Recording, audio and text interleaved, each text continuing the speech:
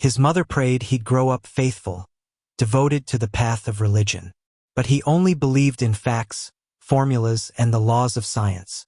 While she worshipped the divine, he worshipped logic.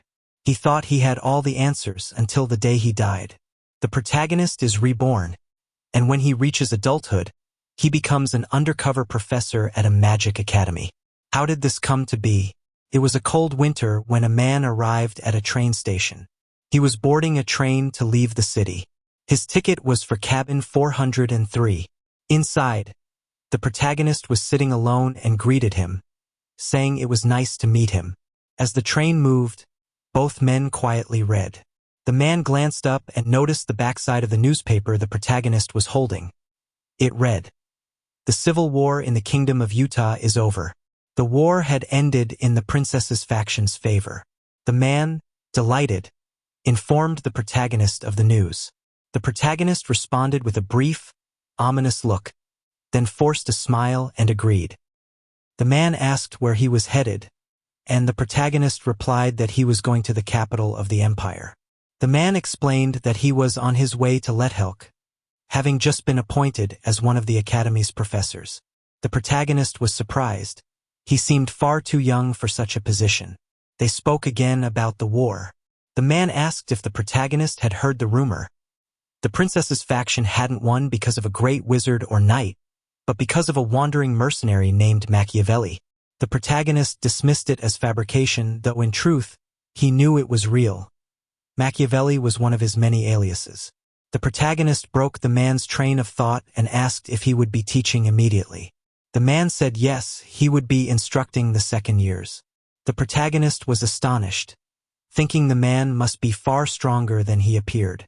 Suddenly, an explosion shook the train. The man wondered if the engine had blown, but the protagonist said it was impossible. The engine was protected by magic. He realized they were under attack, likely by robbers targeting a noble or wealthy merchant. The protagonist suggested they hide or escape, warning that the robbers might have a wizard among them. The man agreed, insisting that he take the lead. The protagonist guessed the robbers would head to compartment 1, where the wealthiest passengers sat. The man suggested they use that to get as far away from compartment 1 as possible. Then, without warning, a thief smashed through the train window. The man told the protagonist to stay behind him. The thief lunged, but the man unleashed a burst of magic, electrocuting and paralyzing the attacker. Approaching the thief, the man demanded to know why he was attacking the train. The thief laughed. "You all need to die," he said, revealing a bomb strapped to his chest. The man's eyes widened, then the bomb exploded. Fire and debris filled the cabin. The protagonist looked up, asking if the man was okay, but realized he was gone. A massive hole gaped in the side of the train. The protagonist holding his face, part of his mask torn away, revealing the features beneath. Slowly, he removed the mask, exposing his true identity. The name Machiavelli had no special meaning to him. He'd only taken it because he enjoyed stealing the names of famous men from his previous life on Earth. The truth was, he'd been wandering the world for years, slipping into countless incidents that forced him to shed identities like old clothes. After helping the princess's faction secure victory in the war, he knew he'd drawn too many eyes, too much attention, so he vanished again. Another mask, another name, and boarded a magic-engineered train bound for the capital. But trouble had a way of finding him. Through the jagged hole torn in the train's side, the wind screamed past, carrying the stench of smoke and burning metal. He stared into the abyss, murmuring to the man who had shielded him with his life, "Rest in peace." No common thief would blow himself to pieces. This was something else. "Are you hurt?" A train worker's voice broke through the chaos. He came up from behind, eyes wide. "What happened here?" The protagonist didn't turn. "We were attacked. They were likely after the nobles in compartment 1. I'll evacuate the passengers." In one blur of motion, the worker was slammed to the floor, a hand crushing his throat. "Your acting is pathetic," the protagonist said coldly. The thief was waiting well prepared.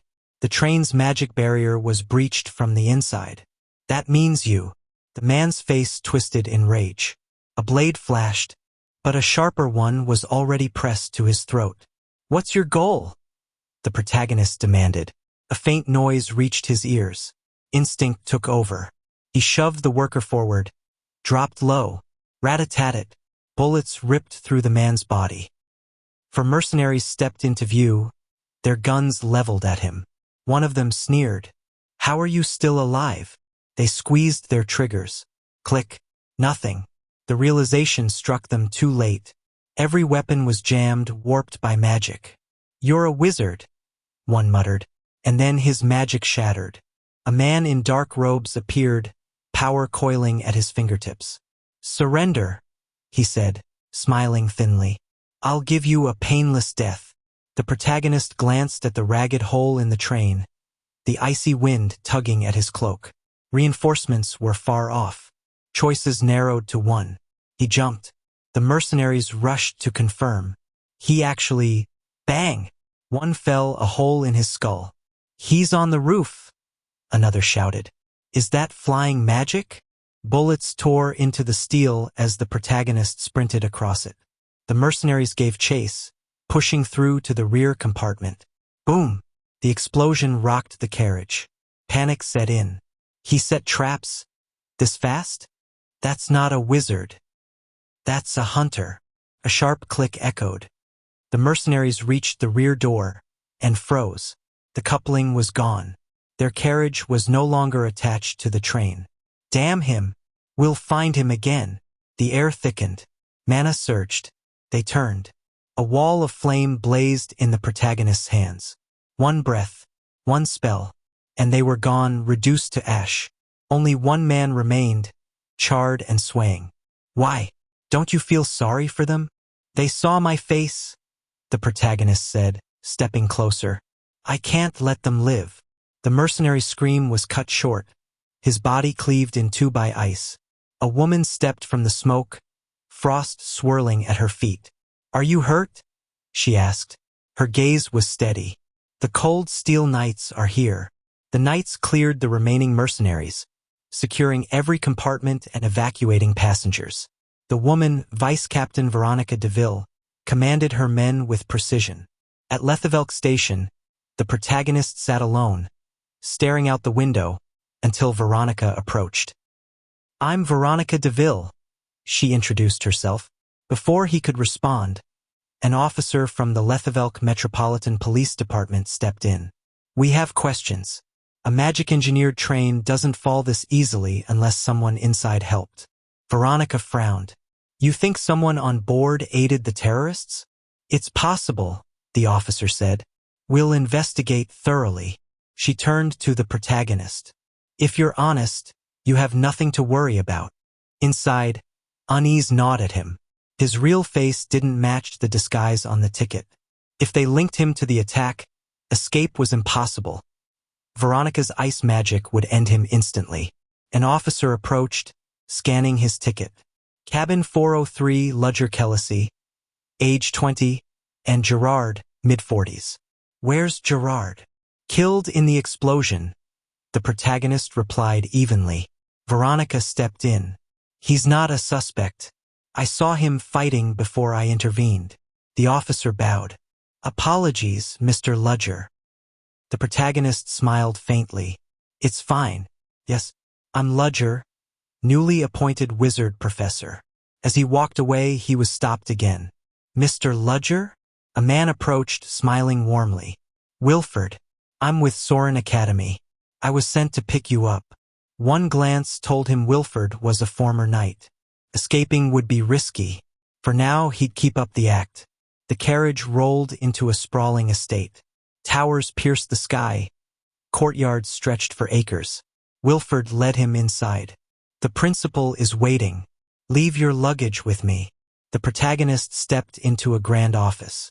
"I'm Ludger Kellysi," he said smoothly. The principal smiled. "I've been waiting for you. I heard about the terrorist attack. Are you all right?" "I'm fine," the protagonist replied. "The knights arrived in time."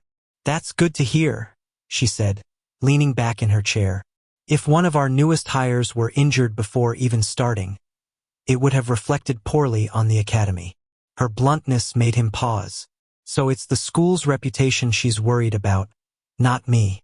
Something felt off. He wondered if she had ever actually met Ludger Kellysi before. It's my first time seeing you in person, she continued with a teasing grin. You're quite the looker. The female students will be in a frenzy. She slid a neatly bound contract across the desk. 2 years. Salary is as stated. Room and board are included. He scanned the details, then nearly choked. 30 imperial gold coins per month. The rough equivalent of $300,000. Generous terms, wouldn't you say? She asked with a knowing smile. He forced a calm nod. Not bad. Inside, his thoughts were screaming.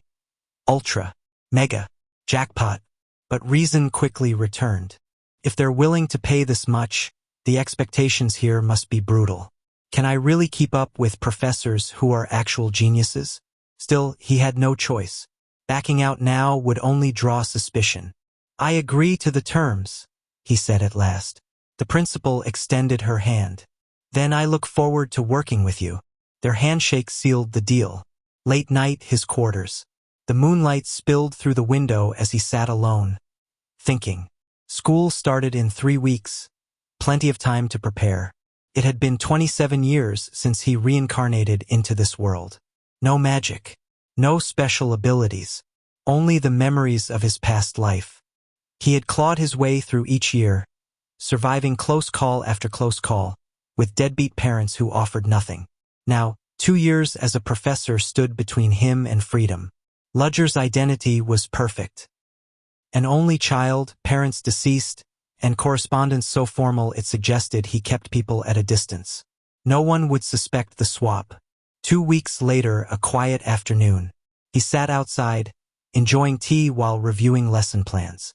Glad you made it back safely, a voice said from behind him. He didn't turn. We were worried, the anonymous speaker continued. You've been silent for 2 weeks.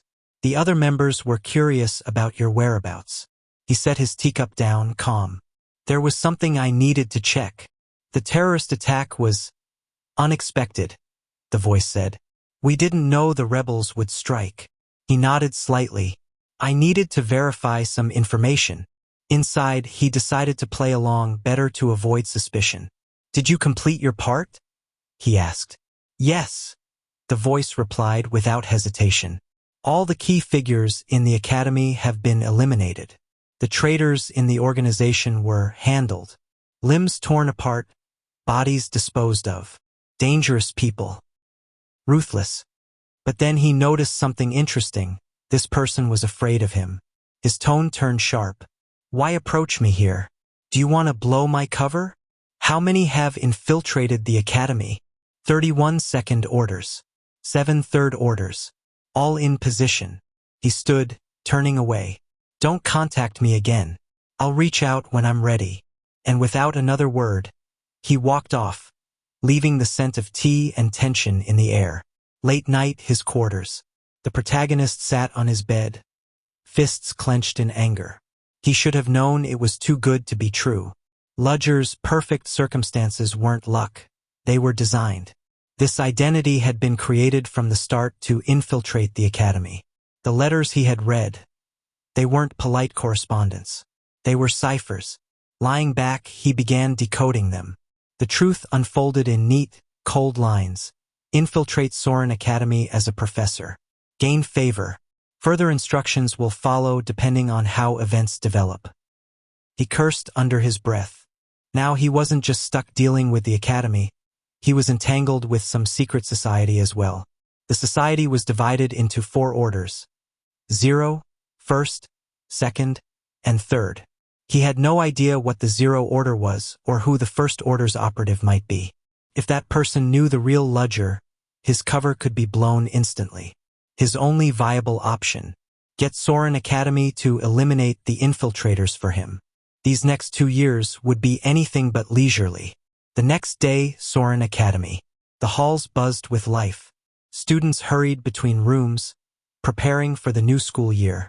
I heard the new professor is teaching theory of spellcasting and understanding of elements. One student whispered excitedly. starting with second years.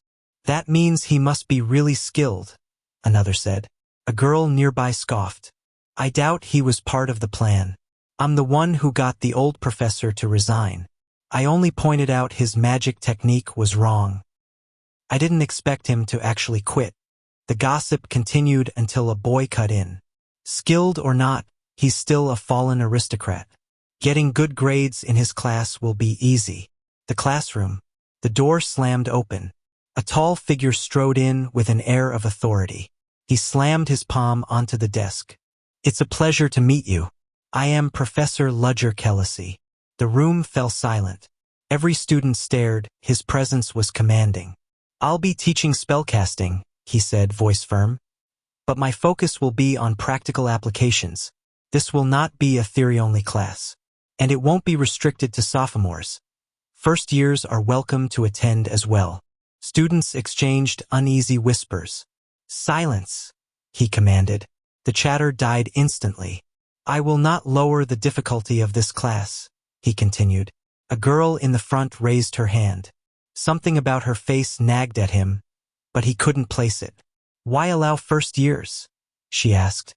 Because it's my duty to teach anyone willing to learn, regardless of grade, he replied. He swept his gaze across the room. If you thought getting good grades would be easy because I'm new, you are mistaken. My class will be difficult. If you're not here to learn, then don't come at all.